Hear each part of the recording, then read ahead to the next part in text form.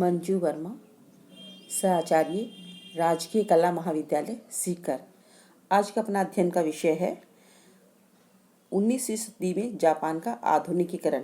इसके अंतर्गत अध्ययन करेंगे मेइजी पुनर्स्थापना के कारण। पहला कारण है पाश्चात्य संपर्क। शोगुन सत्ता की 19वीं शताब्दी में पाश्चात्य शक्तियों के सम्मुख झुकना पड़ा व जापान में व्यापार की अनुमति देनी पड़ी। जापान ने अपना पश्चिमीकरण कर साम्राज्यवादियों का विरोध करना श्रेष्ठ समझा, किंतु ऐसा वे तभी कर सकते थे जबकि विदेशियों के आगे नतमस्तक होने वाले तो कुगाओ शोगुन सत्ता का अंत होता एवं सम्राट के अधिकारों की पुनर्स्थापना होती। दूसरा कारण तत्कालीन सामाजिक व्यवस्था के प्रति असंतोष। पहले आगमन के समय जापान की सामाजिक स्थिति अच्छी नहीं थी। समाज का प्रत्येक वर्ग असंतुष्ट था। तोकुगावा शोगुनों ने अपने वर्चस्व को कायम करने के लिए सामंतों पर कठोर नियंत्रण स्थापित किया।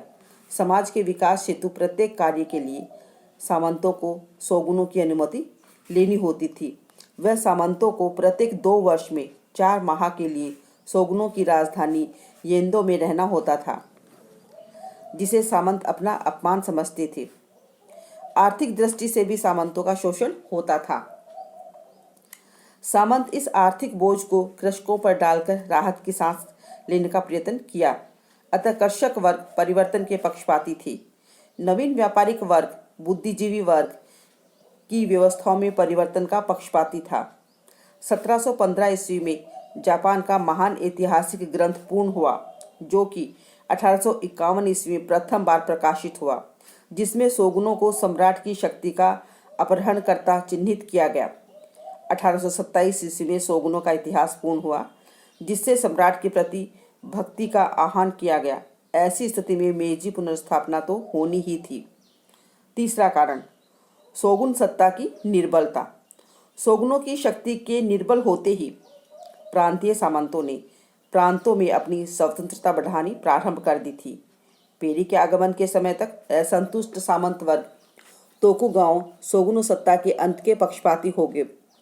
महत्वपूर्ण प्रश्नों पर सम्राट के निर्णय की बात ने शोगुन सत्ता की निर्बलता को स्पष्ट कर दिया। चौथा कारण विदेशी विरोधी भावना में वृद्धि। सामंत वर्ग एवं समुराई वर्ग ने शोगुनों की सत्ता की निर्बलता का लाभ उठाकर उस पर प्रहार करने के लिए जापान ने पन रही विदेशी विरोधी भावना को और अधिक उद्वेलित करना प्रारंभ कर दिया। सम्राट का सम्मान कर बर्बर विदेशियों को बाहर निकालने का नारा दिया गया। सम्राट को विदेशी विरोधी विचारों से प्रभावित था। 25 जून 1863 ईस्वी तक सभी विदेशियों को देश से बाहर निकालने के आदेश दिए, जो शोगुन अधिकारों के लिए असंभव था। चोसु सामंतों ने विदेशियों को बाहर खदेड़ने का बेड़ा उठाया और 25 जून 1863 को आदेशानुसार एक अमेरिकी जहाज नष्ट कर दिया गया। फलस्वरूप अमेरिका ने 16 जुलाई 1863 को जापानी किलों पर हमला बोल दिया, नुकसान पहुंचाया। 1863 को जापान में रिचर्डसन नामक एक अंग्रेज की हत्या कर दी गई। ब्रिटिश सरकार ने 1 लाख पाउंड हर्जाने की मांग की। 7 ब्रिटिश जहाजी हर्जाने की वसूली हेतु कागोशिया पहुंचे। उन्होंने नगर में गोलाबारी कर एक जापानी जहाज को नष्ट कर दिया। यद्यपि विदेशियों को बाहर निकालने के प्रयास ने चोसु सामंत असफल हो गए, परंतु उनके इस प्रयास ने उन्हें लोकप्रिय बना दिया। 5वां कारण सामंतों का संगठित होना। ताकुगावा शोगुनों की फूट डालो एवं शासन करो की नीति से जापानी जोसु हिजेन एवं सातसुमा आदि परिवारों के सामंत एकजुट न हो सके, परंतु तोकुगावा शोगुनों की सत्ता को समाप्त करने के लिए कटिबद्ध सभी के एक लक्ष्य ने उन्हें संगठित कर दिया और एक सेना का गठन किया। 1864 ईस्वी में शोगुनों से सामंतों का प्रदान करने वाली शक्ति एवं संपत्ति संबंधी अधिकार छीन लिए और सातसुमा हिजेन एवं योशु परिवार के सामंतों को अपना सलाहकार बनाया। चोसु सामंतों ने शोगुनों की सत्ता के विरुद्ध जुलाई 1866 ईस्वी में विरोध कर दिया। इस विद्रोह ने ताकुगवा शोगुनों के विरुद्ध, अन्य परिवारों के विरुद्ध सामंतों एवं जनता की एकता को एक सूत्र में बांध दिया। नेक्स्ट है मेइजी पुनर्स्थापना के परिणाम एवं महत्व। सम्राट की शक्ति का पुनर्स्थापना आधुनिक जापान की आधारशिला थी। पहला है जापान को नया विधान प्राप्त होना। 6 अप्रैल 1868 ईस्वी को सम्राट मुत्सुहितो द्वारा 5 अनुच्छेदों वाले एक विधान शपथ की घोषणा की गई। आधुनिक जापान का मेग्ना कार्टा का रूप धारण करने वाले इस विधान शपथ की धाराएं निम्न थी। पहली है राज्य के मामलों पर विचारार्थ विस्तृत पैमाने पर समस्याएं स्थापित की जाएंगी। सरकारी कार्यों के निर्णय का आधार जनमत होगा। राष्ट्रीय प्रगति एवं उन्नति के लिए वर्ग विभेद नहीं होगा, सभी एक होंगे। तीसरा, साम्राज्य के कल्याण हेतु संपूर्ण विश्व से ज्ञान अर्जित किया जाएगा। चौथा, असंभव प्रथाओं का अंत होगा तथा प्रत्येक बात प्रकृति के न्याय संगत और औचित्यपूर्ण सिद्धांतों पर निर्भर होगी। पांचवा, प्रत्येक व्यक्ति को अपनी न्यायोचित आकांक्षाओं को पूर्ण करने का अवसर प्रदान किया जाएगा। 7 अप्रैल 1868 ईस्वी को सभी सामंतों, समुराई वर्ग एवं दरबारियों ने इस विधान शपथ को स्वीकार कर इसका समर्थन किया। संपूर्ण सत्ता सम्राट के हाथों में केंद्रित की गई और शपथ विधान के अनुपालना हेतु एक केंद्रीय संगठन का गठन किया गया। इस संगठन में सर्वोच्च प्रशासक, सर्वोच्च सभा, सहकारी सभा तथा 7 विभागों की योजनाएं रखी गई। यही विधान आगे चलकर जापान के चहुमुखी विकास का आधार स्तंभ बना। सेकंड, सामंतवाद का अंत। सामंत अपने अपने क्षेत्र में नाम मात्र के ही रह गए थे। अपनी शक्ति के लिए पूर्णतः समुराई वर्ग पर ही आधारित थे। समुराई वर्ग ने सामंत वर्ग को अपने अपने अधिकारों एवं जागीरों को सम्राट को अर्पित करने हेतु विनय पूर्वक मना लिया और 1869 में सामंतवाद की समाप्ति की घोषणा की गई। शाही आदेशानुसार और मेइजी पुनर्स्थापना ने सदियों से चली आ रही सामंती व्यवस्था का अंत कर दिया। पिनाकी ने ठीक ही लिखा है, मेइजी पुनर्स्थापना शोगुनों तथा सामंतवाद की समाप्ति के लिए उठाया गया सही कदम था। तीसरा, पाश्चात्यकरण। विधान शपथ में स्पष्ट रूप से घोषित किया गया था कि किसी भी देश के ज्ञान अर्जन हेतु जापान तत्पर रहेगा। अतः स्पष्ट जापान ने पश्चिमी सभ्यता को अपनाने हेतु खुले द्वार की नीति अपनाई। पश्चिम से प्रभावित होकर सेना, शिक्षा, कृषि आदि क्षेत्रों में पर्याप्त सुधार किए गए। उद्योग धंधों एवं व्यापार एवं वाणिज्य का विकास हुआ। चौथा, राष्ट्रीयता की भावना का विकास। जापानी सम्राट मुत्सुहितो राष्ट्रीयता का प्रतीक समझा जाने लगा। पश्चिम के संपर्क के बावजूद भी जापानियों ने अपनी राष्ट्रीय भावना को कभी नहीं खोया। पांचवा, साम्राज्यवादी प्रकृति का विकास। सेमुराई वर्ग जापान को साम्राज्यवादी बनाने के इच्छुक थे। पश्चिमी एवं औद्योगिकरण ने जापान को उपनिवेशों के लिए प्रेरित किया। अतः जापान साम्राज्यवादी प्रकृति के सम्मुख हुआ। नेक्स्ट है जापान का आधुनिकीकरण। शोगुनों की समाप्ति और मेइजी पुनर्स्थापना दोनों घटनाएं अप्रत्यक्ष एवं असाधारण ढंग से संपन्न हुई, लेकिन इन घटनाओं ने जापान को नवजीवन प्रदान किया, जिससे वह कुछ ही वर्षों में एक आधुनिक राज्य बन गया। जापानियों की घोषणा थी या धारणा थी कि जापान स्वयं एक आधुनिकी शक्तिशाली राज्य बनकर ही पाश्चात्य साम्राज्यवाद का मुकाबला कर सकता है।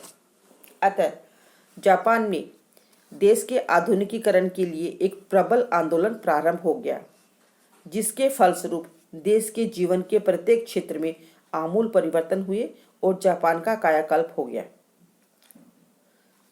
इसमें फर्स्ट है सामंती व्यवस्था का अंत। जापान में सामंतवाद का अंत अनेक चरणों में पूरा हुआ। राष्ट्रीय भावना से अभिभूत होकर अनेक सामंत एवं सम्राट के सम्मुख नतमस्तक होने लगे। 5 मार्च 1869 को सातसुमा, चोशु, तोशु और हीजन के डेम्पो ने एक आवेदन पत्र द्वारा अपनी रियासतें सम्राट को समर्पित कर दी और केंद्रीय शासन की अधीनता स्वीकार कर ली। सम्राट ने उनकी सारी सुविधाएं समाप्त कर दी। संपूर्ण देश एकता के सूत्र में बंध गया। केंद्रीय सत्ता सर्वोच्च हो गई और जापान एक राष्ट्र बन गया। सेकंड है शासन तंत्र में सुधार।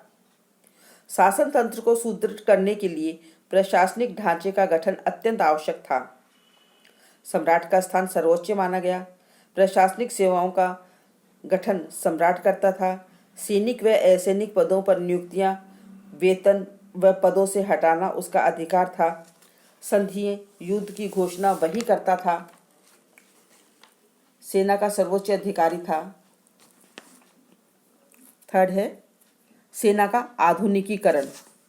1872 ईस्वी में सैन्य संगठन के संबंध में परिवर्तन कर एक राजाज्ञा द्वारा जापान में सैनिक सेवा को अनिवार्य घोषित कर दिया। अब जापान के नागरिकों के लिए सैनिक शिक्षा प्राप्त करना तथा निश्चित समय तक सैनिक सेवा करना अनिवार्य हो गया। इस परिवर्तन का जापान के राष्ट्रीय जीवन पर दूरगामी प्रभाव पड़ा और जापान में सैनिकवाद की उन्नति हुई और जापान साम्राज्यवादी युद्धों में उलझ गया। नेक्स्ट फोर्थ है कानूनी समानता की स्थापना।